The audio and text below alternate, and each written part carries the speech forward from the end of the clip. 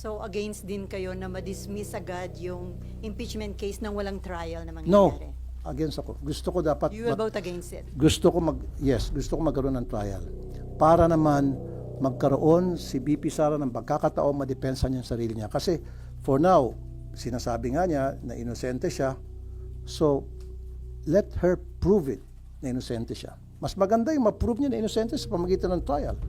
And then, nakita ng mga senador na talaga inosente siya at kulang sa ebidensya. Di ba mas maganda yon? Sir, isa kasi sa mga inaasahang move ng defense pag reconvene ng impeachment court is really to move for dismissal. So what can we expect from you since baka mauwi sa botohan, sir, ng senator judges?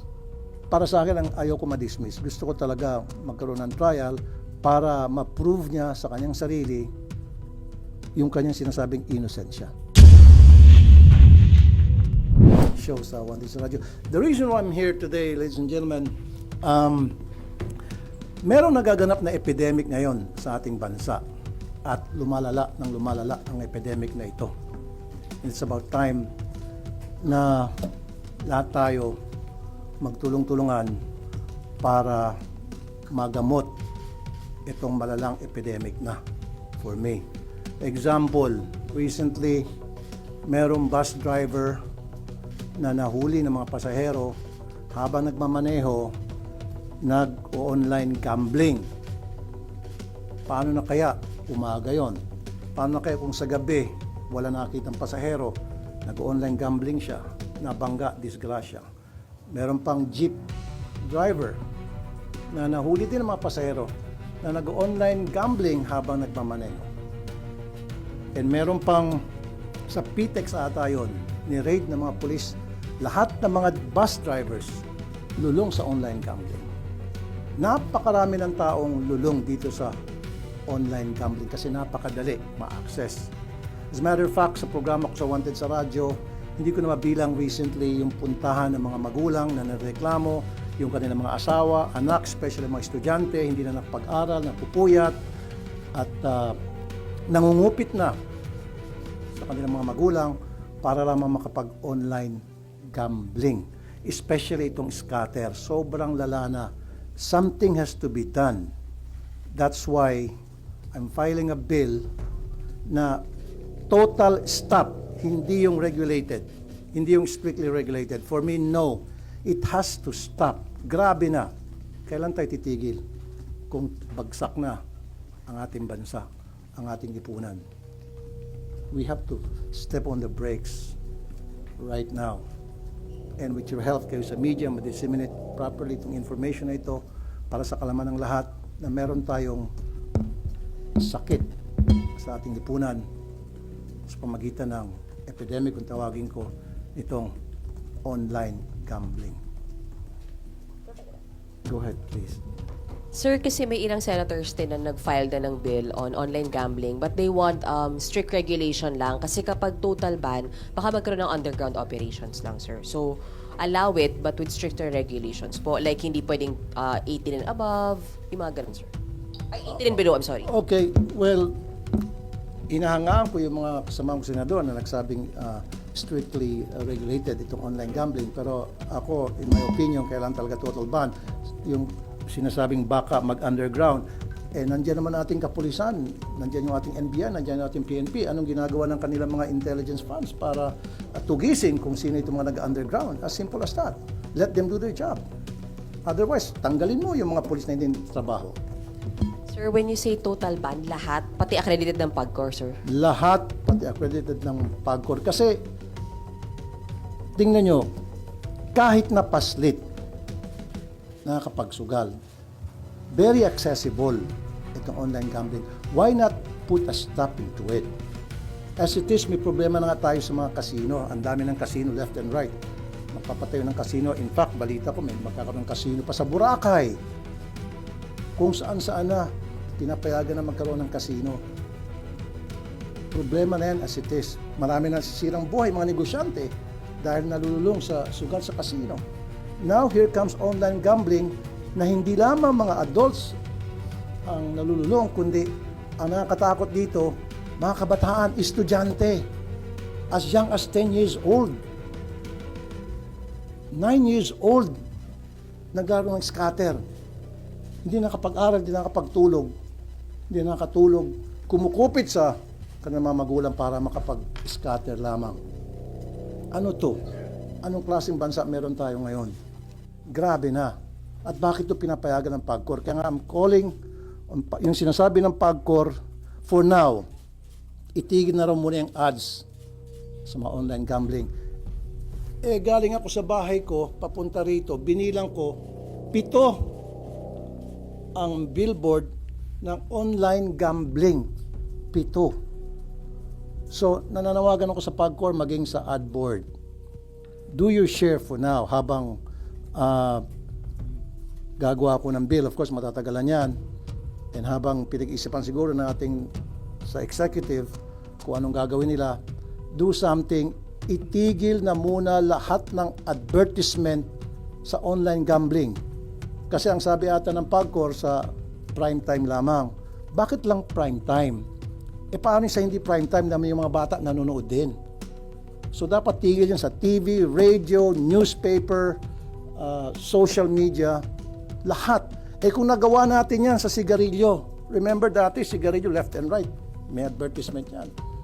Lahat ng platform sa media, napatigil. So bakit hindi natin mapatigil itong sa online gambling? Kung gusto yun ng PAGCOR, kaya nilang gawin. May kasabihan nga, kung gugustuhin, maraming paraan o may paraan. Kung ayaw, maraming dahilan o may dahilan. Yun lang yun eh. Mga celebrities na kilalang kilala, tapos sila pa talaga yung nag-endorser. Yun nga, nakakalungkot nga. I don't have anything against those celebrities. Siguro sa kanila, trabaho lang, walang personalan. Pero ang hindi kasi alam din itong mga celebrities na nag-endorse itong online gambling na maraming nasisira. Who knows, baka mga kamag-anak nila, kakilala nila, mahal nila sa buhay ay nalululong na sa sugal na ini-endorse nila mismo sa kanilang social media accounts or sa TV o radio. Pero paano yun? May mga malalaking tao daw, including lawmakers, ang engaged sa online gambling operation. Very good. That has to be investigated. Dapat imbestigahan. Sino yung mga politiko, sino yung mga malalaking opisyal na involved sa online gambling, online gaming? Sampahan ng kaso ombudsman. Sampahan ng kaso Sandigan Bayan. Find out who these people are. Illegal yung operation. Pero kung legal, sir? Kahit na sabihin natin legal, dapat ang mga politiko ay nagsisilbi sa taong bayan. Ang pangit naman yung kanilang pinagsisilbihan, yun yung tinatamaan ng kanilang negosyo o yung kanilang involvement, yun yung nasisira yung pamilya. Yun yung nawawasak yung pamilya dahil nalululong sa sugal. Sir, sinasabi rin malaki magiging foregone revenue kapag total ban ng online gambling. That is correct. 140 billion, I think, if I'm right. Pero marami naman pwedeng pagkukunan ng 140 billion na mawawala. Just think of it, 140 billion. Kumpara naman doon sa nasisirang pamilya, nasisirang mga Pilipino. I think the benefits na nakukuha ng ating gobyerno mula sa revenue ng online gambling outweighs the ill effects. Saan tayo? Kung dahil sa 140 billion masisira ang napakaraming pamilyang Pilipino, maraming malululong sa sugal, bakit di natin itigil na itong online gambling? So sir, considering yung situation, sabi niyo ang dami ng lulong dito sa online gambling, hindi na ho kakayanin ng strict regulation sa tingin ninyo? For me, hindi eh. Well, yung iba sabi, dapat 18 years old lang and above. Naku, ang wise ng mga Pilipino. Yung 10 years old, pwede naman niya hiramin yung cellphone ng parents niya. Pwede naman niya hiramin yung cellphone ng kasambahay niya na nakakatanda. Pwede siya manghiram ng cellphone ng mga taong kakilala niya mas nakakatanda sa kanya. Wala rin. At ngayon, sa GCash, sa Paymaya, nandyan palagi yung online gambling na naka-advertise. So, very accessible. Sa online gambling, unlike before, tingnan nyo guys, gusto mo mag-bingo, pupunta ka sa mall para mag-bingo. Gusto mo magsabong, punta ka sa sabungan para magsabong. Gusto mo magkarera, punta ka sa racetrack. para magkarera. Ngayon, kahit nasa loob ng CR habang you're doing your thing, pwede ka mag online gambling. Pagkatapos mo siguro, natalo ka na ng 10,000. Ganon katindi ang online gambling. So pag wala na itong online gambling, yung mga sugarol na gusto talang magsugal, then punta sila doon sa venue nung sugal na gusto nila. Ngayon pati, meron pa nga igagamba, pa yun. Totoo yan. Lahat ng klaseng sugal na naman isip nyo, i-billiards, nandyan na. Who knows kung ano pa yung mga susunod na mga kabanata nitong e-gambling mga operators, kung ano pa maisip nila. Matindi. I'm calling upon PAGCOR for now, ipatigil nyo na muna lahat ng advertisement sa lahat ng platform ng e-gambling. Sabi niya, papatigil nyo. Kanina lang pagpunta ko rito. Ang dami. Dami mga advertisement pa rin. Sana magkaroon muna ng moratorium habang nagde-decide yung ating executive kung paano nila i-handle to. Sir? As long as it's online para sa akin. Ngayon, kung gusto mo sports, anong klaseng sports? Basta't online. Kung gusto mo magtaya ka, di maglagay na lang sa PBA na yung parang pupunta ka doon at mananaya ka, parang ginagawa sa horse racing, di ba? Meron yung pupunta ka sa tayaan, doon ka tataya. O gawin na lang legal yun. Magkakaroon ng mga, ano bang tawag niyan? Yung patayaan.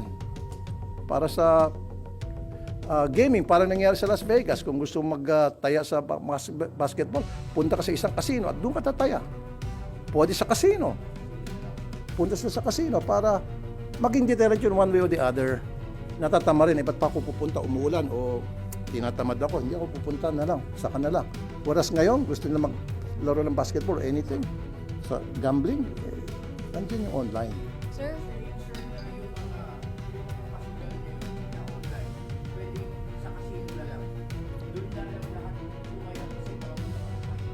What I'm saying is, kung hindi lang sa casino, sinabi ko na kanina, gusto mo mag-bingo.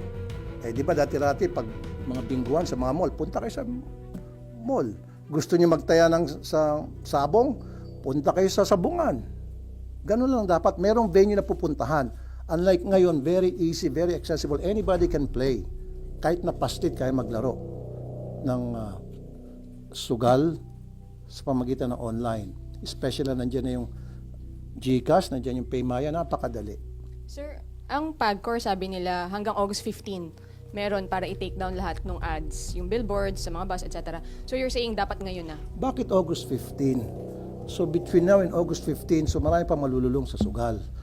So kung gusto ng PAGCOR, sabi ko kanina, kung gusto, maraming paraan. Kung ayaw, maraming excuses na hanggang August 15. Why August 15? Let's do it now. Ganun dapat.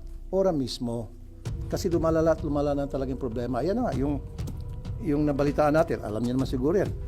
Bus driver, akalain mo, habang nagmamaneho, nag-online gambling, buti na lang nakita ng mga pasahero at pinigilan siya. Paano kung hindi nakita? Paano kung gabi yun, natutulog yung mga pasahero? Sir, tapos Disgrasya. doon sa revenue, sir, saan natin pwedeng kunin specifically yung mawawala kung hindi sa online gambling? Marami naman pwedeng pagkukunan ng budget yan kung gusto natin pamalaan. Di mag-alat ng budget para sa social services. Di ba? Kasi I think 40% of sa online gambling, if I'm not mistaken, ng revenue from PAGCOR ay napupunta sa social services. So di punduan na natin yung DSWD. Itigil natin yung mga GL na yan. Ilan ba yung billion yung galing sa GL? Di lahat, ako mismo isusurrender ko yung GL ko.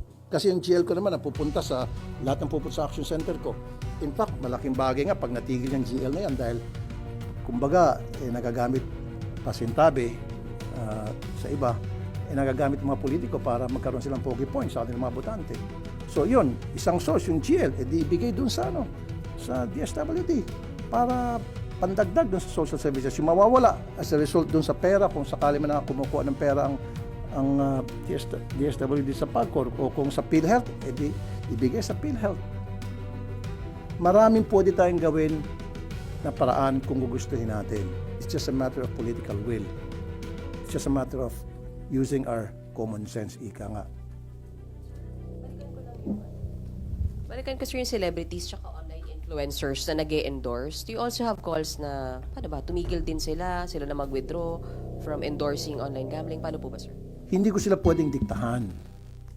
Ang masasabi ko lamang, siguro mag-isip sila kung ano ba yung effect ng kanilang endorsement doon sa nakakaraming mga taong nalululong sa sugal dahil naniniwala sa kanila.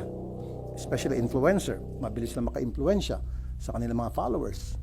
So just imagine, sila, dapat isipin nila kung ano yung epekto noon sa kanilang mga followers. Baka bandang huli mga followers nila, imbis na matutuwa, alis na sa kanila at hindi na magpa-follow dahil sa iyo, na-bankrupt ako, dahil sa iyo, nasirang buhay ko. Sa cellphone, maraming apps na makikita mo nag-endorse ng mga online gambling. Baka doon karamihan. Yun nga, dapat talaga i-stop yun sa mga endorsement. Hindi lamang sa mga influencers, kundi total ban talaga pagdating sa advertisement sa online gambling. Kasi sa GCash, pagbukas mo ng GCash, PayMaya, nandoon palagi yung online gambling. Correct. So dapat, with the help of DICT, pwede naman i-ban yun eh. Pero sir, do you think mabilis makakapasa itong proposed bill tungkol sa total ban ng online gambling? Considering na sino yung mga tao behind it. Let's be practical. It will take some time dahil maraming haharang, maraming pipigil, maraming maglalabi. And you know how powerful they are, these people behind. Ikaw na mismo nagsabi, may mga malalaking tao nasa likod niyan. Of course, isa yun sa mga tututol. But at least we're doing something and we're gonna fight for it. And for the meantime, habang wala pa yon, I'm calling upon PAGCOR, I'm calling upon AdBoard, DICT. Magtrabaho naman kayo. Committee nyo ba yung mag-hear nito about online gambling? It's not my committee. Walang franchise, walang kinalaman sa committee ko itong sa gambling. Dahil ako sa public services sa DMW. So what I can do is, when I file the bill, file a resolution, kapag hinir, then that's the time na siguro magkakaroon ng marami akong support. In fact, I know for a fact na 4 ata na mga senador ang ayaw din sa online gambling. Kaya lang iba sa kanila gusto regulated. Pero ako, strictly regulated. Pero ako talaga, total ban. You're filing the bill today, sir, o filed na po? Wala pa. In fact, dinadraft pa ng legis ko na that will be, kasi nakapag-file na ako ng 2 sets 20. So another 10, so 30 bills ang pa-file ko. So kasama dun sa 30 sa third batch na ipa-file ko. This week nyo po mapafile ito, sir, yung sa online gambling? In the next week. Total ban. May pakiusap po ba kayo sa mga e-wallet services? Kasi isa sila sa mga dahilan kung ba't sobrang dali mag-online sugal. Yung iba nakalink pa yung account nila dun sa platform ng online sugal. Kaya ang daling mag-cash in, ang daling mag-cash out. Alam mo, yung mga may-ari ng e-wallet, kahit na anong klaseng pakiusap mo, kahit na lumuhod ka, hindi ka pakikinggan yan. Kasi kumikita sila dyan, halos bread and butter nila yan eh. So ang kailangan talaga is legislation para wala silang pwedeng gawing rason.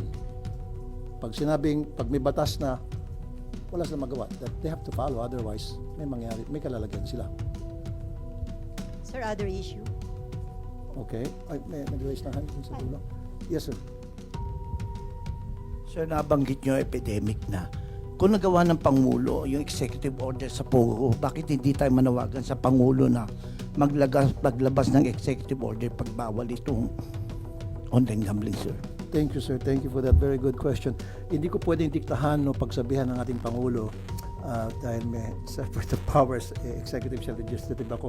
I can only wish. So, hindi naman siguro masama mangarap. So, nangangarap ako sana one day or in the next few days, makarating sa ating Pangulo kung gaano kalala itong problema, and it's up to the President kung anong discarding gagawin niya, and I will respect kung ano man desisyon niya. Pero para sa akin, my stand is sana total ban pahinto na ito.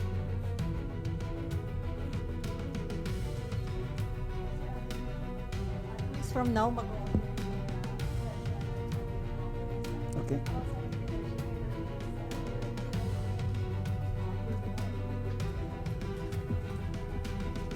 Yes, I'm for cheese. Actually, Erwin consulted me. Sabi niya, Kuya, saan ba tayo? And then I said, ako ay kay cheese. Now it's up to you. Hindi kita pwedeng titahan kung sinong gusto mo. Sabi niya then, kung kay cheese ka, sige.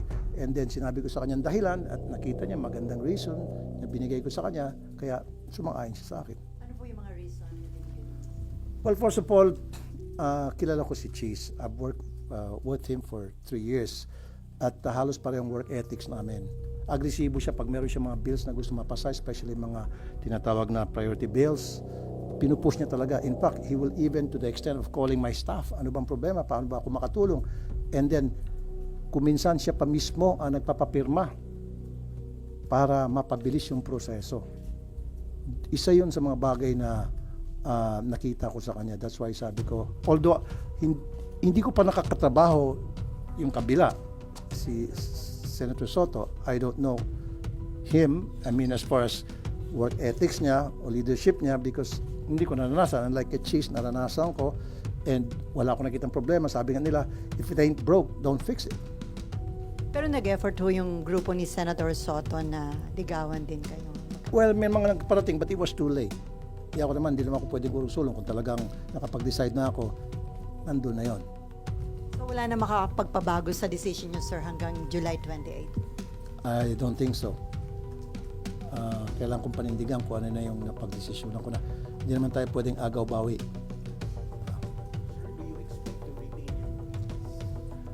As far as I know, kasi I'm doing okay naman sa committee ko as chairman ng public services. I'm doing my rounds to make sure na safe yung mga pasahero natin sa bus, sa barko, sa aeroplano. Sa DMW naman, I've been going around different places sa iba't ibang bansa para tingnan yung sitwasyon natin mga OFWs. So, I'm doing well. Siguro naman, hindi tatanggal sa akin ni Chish yung committee na yun. Madadagdagan ba, sir? I don't think so. Okay na sa akin yung dalawa para makapag-focus ako. Pag marami, baka makalista. No, it's not. It's no longer mine. Migrant workers and public services, yun yung committee. Dati energy na pala It, wala akong hiningi ni Tuldok kay Sanchez when I told him na I'm with you. I didn't ask for anything in exchange. distributed na lahat, sir, yung mga committee charge. That I don't know. You can ask Cheese directly, Senator Cheese directly pertaining to that. All I know is yung committee ko lang. Sabi niyo nga gusto niyo yung leadership style ni SPG, so kontento rin kayo sa pag-handle niya sa impeachment case ni BP Sara? So far, okay naman para sa akin. And what's important to me is matutuloy yung impeachment. And gustong-gusto ko matuloy yung impeachment para mabigyan natin pagkakataon si BP Sara na maisabi niya yung kanyang side. Mas maganda, di ba, ma-clear niya yung name niya sa pamagitan ng pagdidepensa niya doon sa impeachment at mapapatunayan na inosente siya as opposed to yung mababasura before na magkaroon ng hearing sa impeachment. So against din kayo na ma-dismiss agad yung impeachment case nang walang trial na mangyayari? No, against ako. Gusto ko dapat You will vote against it? gusto ko magkaroon ng trial para naman magkaroon si BP Sara ng pagkakataon madepensa niya yung sarili niya. Kasi for now, sinasabi nga niya na inosente siya. So, let her prove it na inosente siya. Mas maganda yung ma-prove niya na inosente sa pamagitan ng trial. And then, nakita ng mga senador na talaga inosente siya at kulang sa ebidensya. Di ba mas maganda yon? Sir, isa kasi sa mga inaasahang move ng defense pag reconvene ng impeachment court is really to move for dismissal. So what can we expect from you since baka mauwi sa botohan, sir, ng senator judges? Para sa akin, ang ayoko ma-dismiss. Gusto ko talaga magkaroon ng trial para ma-prove niya sa kanyang sarili yung kanyang sinasabing innocent siya. Give her a chance. Give her the day in court. Kasi kung ma-dismiss lang, so paano na yung mga allegations against her? Maraming mga allegations di ba?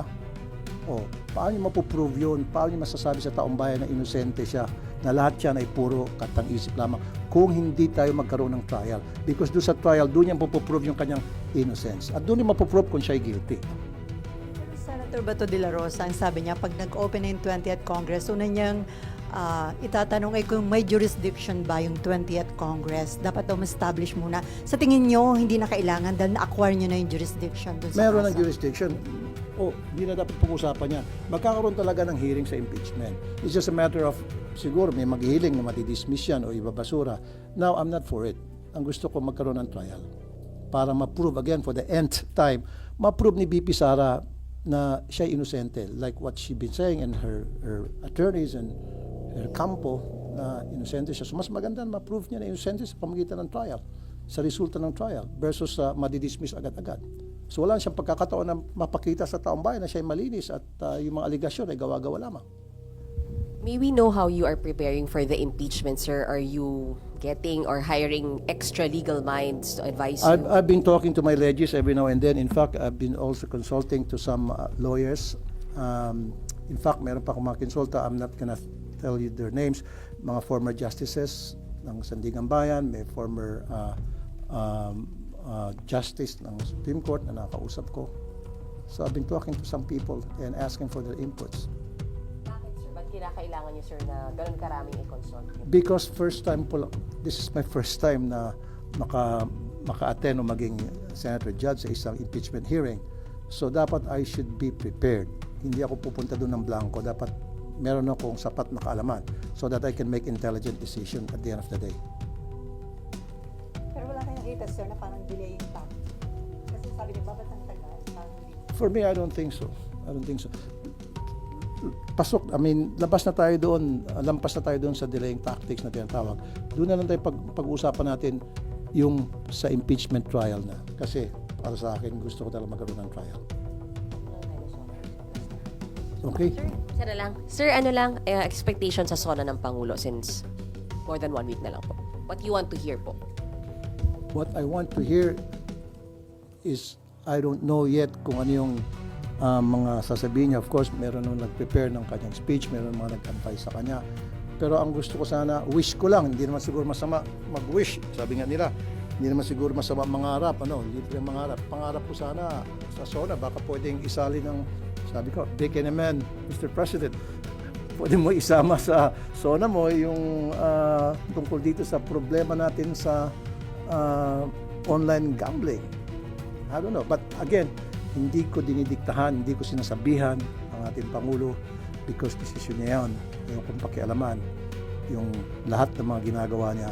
In fact, karamihan sa kanyang mga ginagawa ay support. Dahil nakita ko na kapareho na advocacy ako, I support him.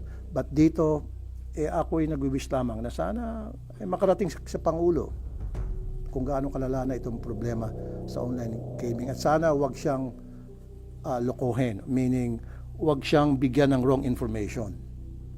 Kasi usually yung ating Pangulo, umaasa lang naman yan doon sa mga advisors niya, doon sa mga alter ego niya, kung anong sinasabi sa kanya, yun ang pinakikinggan niya. Sana yung mga nakapaligid sa kanya, yung mga trusted niya, magsabi ng totoo kung gaano kalala na itong problema natin sa online gambling. Last year, SONA, sir, yung salient point talaga doon, yung nag-stand siya about Pogo.